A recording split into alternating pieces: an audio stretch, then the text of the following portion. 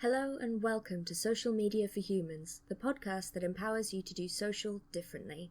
Your host, Alexis Bushnell, and her guests discuss their experience of social media as business owners, users, and ultimately humans, with insights and advice to help you find an effective and ethical strategy that works for you.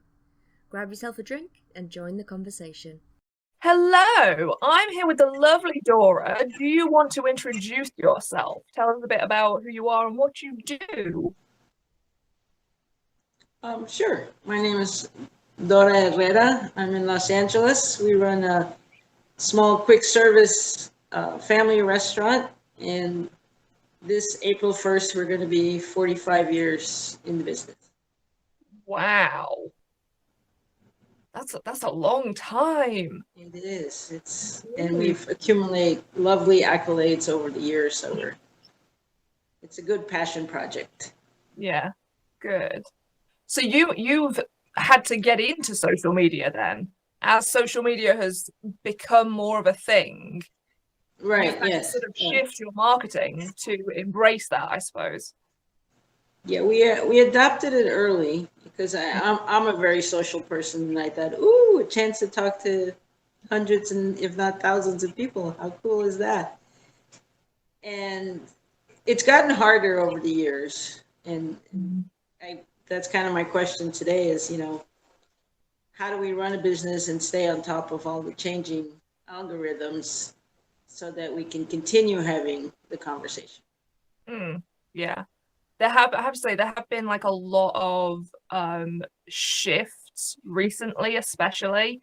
And I think it's interesting. At the moment, there seems to be this push and pull between users who really want to use it to socialize. They are looking much more now for the social aspect and the human aspect of social media versus the platforms themselves, which are trying to shift to really heavy advertising and stuff. Mm-hmm. So there is this weird sort of almost a war going on between how people want to use social media and how the platforms want people to use social media, which is definitely causing a lot of confusion and difficulty for people. Yeah. So how are you using it at the moment?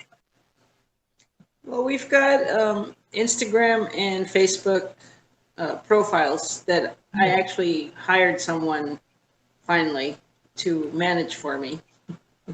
Mm-hmm. And then I run our Twitter account because I keep it more personal rather than, eat a taco. How about a burrito? It's like just politics, be a good person, good stories. I have a hashtag called Taco Worthy. So whenever I read something that I feel is just positive for the world, I'll retweet it with the Taco Worthy hashtag. That's cool. That's a nice way to work it in. Yeah, because it gets them thinking about tacos. It's the old don't think of a pink elephant thing. So. Yeah, that is nice. How have you so you're using Twitter from a more sort of personal perspective, but with also that sort of underlying branding, if you like. Right. Yeah. So then Instagram and Facebook, are they more your main marketing tools, if you like? Yeah. We create stories and highlight the food and like Valentine's will be the cheeseburger to your French fries because we do sell burgers also. So like just kind of out of the box rather than Happy Valentine's Day, come eat a taco.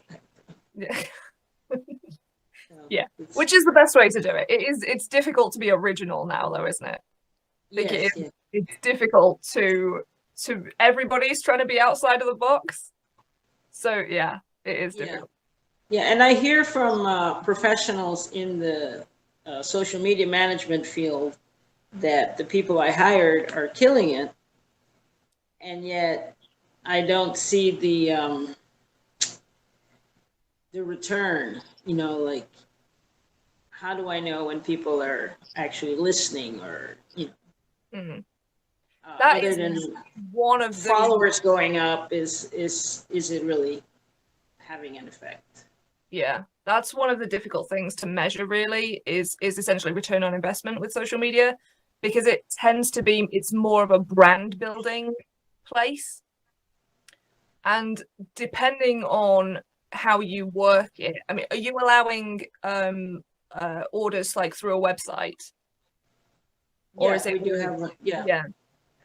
Because if you've got a website, it's a little bit easier to track, because you can sort of follow back, like, oh, well, these people all came from social media, so that's paying off. But if you're doing it from sort of an in-person perspective, it can be more difficult.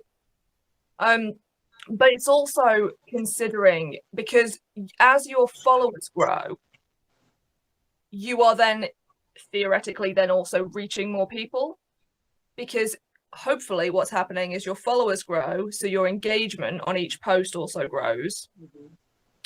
And then that tells various platforms that other people should be shown more of this thing because it's really good and people like it. So you sort of are gradually building outwards.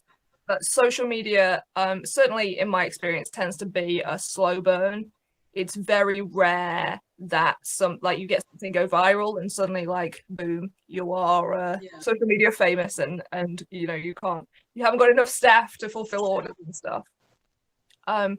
So it's kind of a long game, I guess. Social media, it's like getting your name out there and getting your brand out there, and in a way that when people think like, oh, I fancy a taco, it's you that's who springs to mind, because they've seen your content, they've engaged with your content, and so you're trying to build that relationship between whatever you are selling or offering, and when people think that they want something, that it's you. So if you've not seen any sort of direct sales yet, then is that what you're saying? I haven't seen a correlation, and okay, so it's like we have thousands of followers, but only hundreds of comments or likes, and is there a way to find out if that, affecting hundreds is going to bring in the revenue other than giveaways? I'm not a big fan of giveaways on social media, because I think it tends to attract people who just want free things rather than people who want what you are specifically offering. So I'm generally not a big fan of giveaways and stuff like that. It's difficult to gauge, obviously, without seeing your stats specifically. It's difficult to gauge, because even if you've got thousands of followers, sort of the balance of how many likes and comments and shares and things you're getting depends more on reach than followers. So when I work out engagement rate, it's about reach versus engagement rather than followers. So that's how many people have actually seen that post, and then how many people have engaged on it. That's how I work it out, because that is a much more effective way. Because even if you've got several thousand followers, if only 10 people saw the post and 9 people commented, then that's still great engagement. Okay. That's a good way of looking at it. Yeah, so I hadn't considered that. It is important stats wise to consider reach compared to comments and engagement stats rather than follower numbers. Another thing is, like, from an engagement standpoint, if people can see your content without actually following you, so on Instagram, for example, you can follow hashtags. People can search for keywords now as well, so they don't have to be following you to see any specific post of yours. You could show up in a hashtag feed that they're following, or because they're searching for a location for your location or something like that. Which is another reason that basing it on your own follower numbers is not great, because you might be reaching more people than who are following you, So for me, when I'm looking at like, is this content working? I'm looking at like, what is the engagement rate as a percentage of how many people have seen it? And then it's like, right, what is the trend? Is some stuff consistently doing quite well, and other stuff is consistently doing not great? And is there any sort of trend between things? What is in the captions of the things that are doing well versus aren't doing well? What are the images like on each of them? What type of posts are they? Are they single photos? Are they videos? Are they carousel style posts? Are they GIFs or something on Facebook? And working out what is popular with your specific audience, because it is about the long game, but you can only sort of achieve that long game if you're constantly assessing, right, what is actually working and what is not, and then you drop what's not and you keep going with the stuff that is working. And the other thing is, what's working will change as your audience grows and changes and other things happen in the world. Yeah. what they Don't want remind me. will change. Yeah, so it is. Do you keep an eye on your stats? I did, but now that I hired someone, I don't. Yeah. I mostly focus on the Twitter account. Okay. But we do have like meetings set up that say this is what did well. We don't actually look at what didn't do well, so that might be a thing to add in our review sessions. Yeah. And we do periodically buy boosters or whatever, like we spend ad money in certain things. And then we can see that, the ad money doubles or triples it, so it's money well spent. But that's only for like special events. Yeah, that's fair. I think that is a good way actually for especially like smaller businesses to do ads. Because like I do not recommend, just generally speaking, I don't recommend boosting posts. It is much better if you're going to run ads on social media to actually use the advertising tools and design an ad, even if that's based on something that's performed well. But at the same time, I do realize that for a lot of small businesses, it is Facebook's ad studio is like, boo, it's not straightforward. So it's not the easiest thing to just be like, oh, I'll just hop on and create an ad, and also you haven't got the time, you haven't got the expertise, so it is easier in a lot of cases to just boost a post every now and again. And I don't think there's anything wrong with that, but from a professional standpoint, I do not recommend boosting posts generally. I'll have to talk to my staff about doing ads, like if they know how. I mean, they're a social media company, so they should know. Yeah. The benefit to doing ads properly, if you will. The thing with boosting a post essentially just says, show this to as many people as possible. It's really indiscriminate. It's kind of like a poster or something, or a billboard. Like it's just anybody at all. Whereas with purpose-built ads, you can select the audience. So you can look at what's already doing well on your socials, and you can be like, right, okay, this generally performs well with the kind of people who we see in our restaurant. And then you can create that as an ad. And then you can target it at people who look like in the sense of behave like on social media. People who come to your restaurant, people who've already visited, or people who already follow you. So you're targeting it at people who are much more likely to actually be interested in what you're doing, because they are similar in behavior to people who have already come and eaten at your restaurant, or who already follow you, or who engage with you, or whatever. So it's a much more effective way to spend money, because it is targeted like that, rather than just show it to anybody at all, and sort of cross your fingers type thing. But yeah, so ads, if you are going to run ads, I do recommend doing them through Facebook's ads, whatever they're calling it now, Ad Studio, Ad Manager, who knows what it's called now. Keep changing the name. Yeah, rather than boosting posts.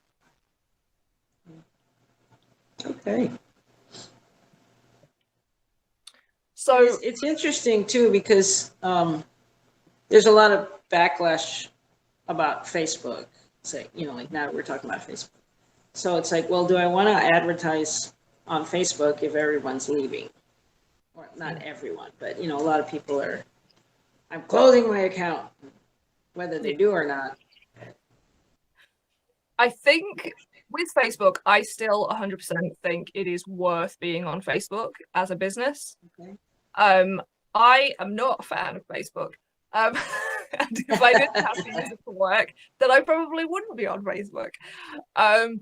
But as much as there is a backlash against it, most people who use social media are on Facebook still. Even with people leaving, most people are on Facebook. In the Digital in 2021 report that just came out, it showed that of people who are on basically any other social platform, I think it was 99% of them are also on Facebook. Wow. Okay. So as much as there is a lot of talk about people leaving, and I do think some people are, there are still a huge amount of people on Facebook, and it is still the biggest social media platform. So it is still worth it for small businesses, unless you have you want to make a moral or ethical choice about not using it. But purely from a numbers and a business standpoint, it is still huge, basically. And the other thing is that they, of course, own Instagram. So even if, and I notice actually that a lot of people who are leaving Facebook are still using Instagram, which is weird to me, but okay. Yeah. Yeah. So yeah, I am team Facebook from a business point of view, but not Facebook from a moral point of view. Yeah, no, that's good. I actually have a personal and a business account, and I kind of like cross promote. Yeah. Like, have you seen our post? And I don't put it that way. I put it in a more hip, cool kind of way. But but so yeah, it does work, and I guess news of their demise is highly exaggerated. So that's good to know. It's good. I didn't know the numbers on the report, so that's good that you have that information to share with us. I was really surprised actually when I saw it, because I thought it was going to be high, but I didn't realize that basically everybody who uses any other social network is also on Facebook. I was, especially when it came to places like Twitter, because there seems to be most of the pushback seems to come on Twitter. So I had assumed that it would be people who are on Twitter who were leaving Facebook. But certainly not in the numbers that you might expect from the tweets and the news coverage. That's good to know. I'm not talking to a blank wall then.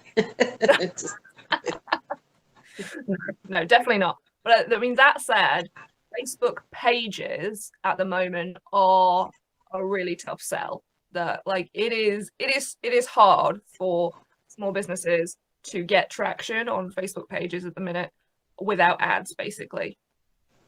Which is really why groups have become such a big thing, because there is still that organic reach and there is still that opportunity to that people might actually see your posts. So groups have become a really big thing. which is nice, but it's kind of, because of that, it groups the kind of suffering, in my personal opinion.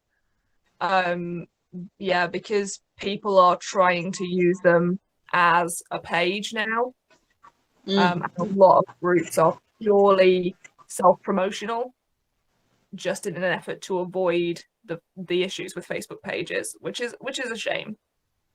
So, question then, is it best to create your own group or to just go and join a bunch of other groups that are talking about the topics that you want to discuss? It really depends. And the big question I think people need to ask generally is, what are you going to do with your Facebook group? Because if you haven't got a goal for it or an aim for it, or you're just creating it to, like, as a sales tool, it will not be as successful as if you create it with an actual plan. So, I mean, take my Facebook group. I have a free Facebook group, as you know. I do. It's lovely. So my free Facebook group, the core idea of it is to support small businesses in using social media. And part of that naturally lends itself to, hey, by the way, I offer, social media services for small businesses. But a lot of it isn't about that. A lot of it is support and advice and free challenges and stuff like that just help people just for the sakes of helping people. So the core of the group isn't, I want to sell stuff to people, I want to get around the Facebook algorithm. Core is, I want to build a community of small businesses who all want to support each other and who are all like, social media, what help? So that we can all like figure stuff out, and I can swoop in and be like, actually, here's a thing that might help with that. Whereas if you don't have that sort of thing at the center that isn't just, I want to sell to you, then it's not worth it, in my opinion. It is much better to engage in other people's groups. Because you can give and get a lot of value in other people's groups, which is actually something that I spoke to Emma about on the very first episode of this. But so yeah, it depends what you plan to do with it. If you have a plan for a Facebook group, run with it. Great. If you're going to be sharing taco recipes, or it's going to be some kind of a foodie review group or something like that. But if it's just going to be essentially sort of what you would post on your page, but in a Facebook group. Okay, I see the distinction. That's not to say that some of those groups do really well, but generally speaking, I think it's not worth it. It's not worth your time, especially when you're a small business owner. And it's also just, it's not great for the people who are joining wanting something a little bit more, and then they're just getting sales basically. Yeah, and then they won't stay. So exactly, short-lived group. Yeah. Yeah. Okay, well that's a lot of great information today. Thank you. That's mind blowing. Yeah, there is a lot to think about. And I think it's all in the nuance of what you're doing. Like anyone can start a group, but like you pointed out, there's things that work, things that don't, and people quickly realize when you're not being real. So yeah, and I think that's the thing with social media. A lot of people, they have this sort of overarching view of what it is and how it works. And the more you sort of read into it and learn about things and try things, and you learn that there are so many layers to different things, and why certain things work here and they don't work there, and what sort of tweaks you need to make. And it's I always say that like social media isn't that complicated, because it's not, but it also is. It's this weird sort of dichotomy where it's like there are all these little nuances, but ultimately at its core, people just want to connect with people on some level. They want to be seen by people. They want to be understood. Yeah. So as long as you've got, if you're coming at social media from a social perspective, which you clearly are, because you just want to speak to people, then that's really what matters, because that core thing then drives everything else. I'm just sitting here basking in it, like, oh, that's so good. The cogs are whirring. It's all sinking in. No, it's good. It's like, and then I feel like, because sometimes you talk to your head, inside your head, the thoughts just kind of bounce off the wall, and you're just talking to yourself. So to hear others' perspective and basically to understand that, yes, I'm doing something right is encouraging, because then you're like, ooh, if I can do one or two things right, imagine if I focused a little more, and then I could do 6 or 7 things right. Ooh. Yeah, and I think the other thing is as well to remember, like, be led by your audience. Don't it's so easy because there's so much advice out there that's like, do this, you need to post that, you need to post this amount of times a week or whatever. And it's really easy to just think that those are inherently correct. But actually, what is correct is what is correct for your audience.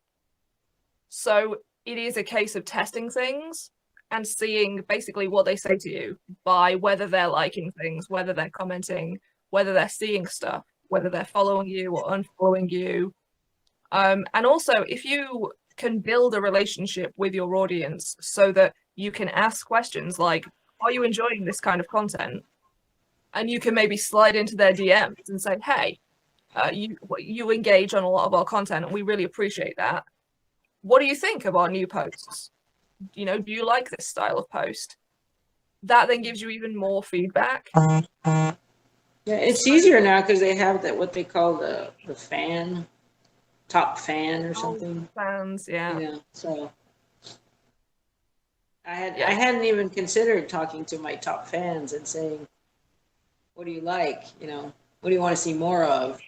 It's one of you the know things about us yet? Yeah. It's one of the things everybody forgets, because I think you get caught up, don't you, in like, well, we need content to cover this holiday and this promo we're doing, and we're doing this, and we need to promote this, and this is happening, and what have you. And you get so caught up in that sort of content creation flow that you can become very detached from the sort of people who are then seeing that content. But yeah, if you really need to center your audience in everything, and it is super easy now. And so with social media especially, it is so easy to be like, hey, do you like this stuff? What do you actually want from us? You can run a poll on Instagram stories, not on a Facebook page anymore, but in a Facebook group you can. But yeah, talk to your audience. And find out what they want. Yeah, like I was happy to see our Valentine promo be about food, like will be the cheeseburger to your French fries, rather than just a bunch of hearts and happy Valentine's, and enjoy and come on in and have a burrito or taco or whatever. So that was like, oh, okay. I liked it. I mean, I opened the page and I saw it and I'm like, oh, that's cute. So I'm hoping everybody else said the same thing. Yeah. But yeah, I think definitely knowing what they want to hear and figuring it out is key. Yeah. And it comes down to a combination of checking your stats and seeing what is doing well and what isn't, and also speaking to people, just like, hey, what do you think about this stuff? Yeah. I try to make it like when the people come into our business, we have conversations. Sometimes they're serious, sometimes they're fun. So I try to recreate that feeling of, hey, Alexis, good to see you. and then like a joke or talk about, stuff, bad stuff going on, and saying, it'll get better, so definitely the timing of what you say is key. Yeah. It's good. And if you've got people coming in, and it would be sensible to mention, have you got like posters up that say, follow us on social media or whatever like that? Or even QR codes? Big with menus right now. Yes. There's no menus at the table. There's just a QR code that you can. Wow. Hit because, you don't want people touching the same menu over and over again. Yeah. Because you can have a QR code that goes directly to your Facebook page or your Instagram or your Twitter, so that people can connect with you that way as well. And if you're in the restaurant as well, it would be a nice idea, if you've not already, to have like a QR code on the table that's like, share a photo of your food, with the hashtag. Yeah. We've tried that and got zero response. I was amazed because I thought, especially for Instagram, people love to highlight their food, and people didn't. And I was like, oh, okay, well, try something else. Yeah, that's interesting. But that tells you something about your audience. Yeah. Maybe they're not as bothered about posting themselves on social media. They're more consumers. Yeah. Good. A lot of new things to go forth with, Try You're out. wishing you brought a notebook now. No, I'm gonna look at your show when you post it. I'm not taking any notes, because when you take notes, you're not listening. You're not focusing on what's going on. So yeah, that's true. That is true. I love that record button. I can just focus on the conversation and then go back and see what I actually said and go, ooh.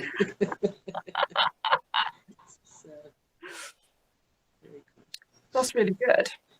Well, has this been helpful then? Have I answered your questions?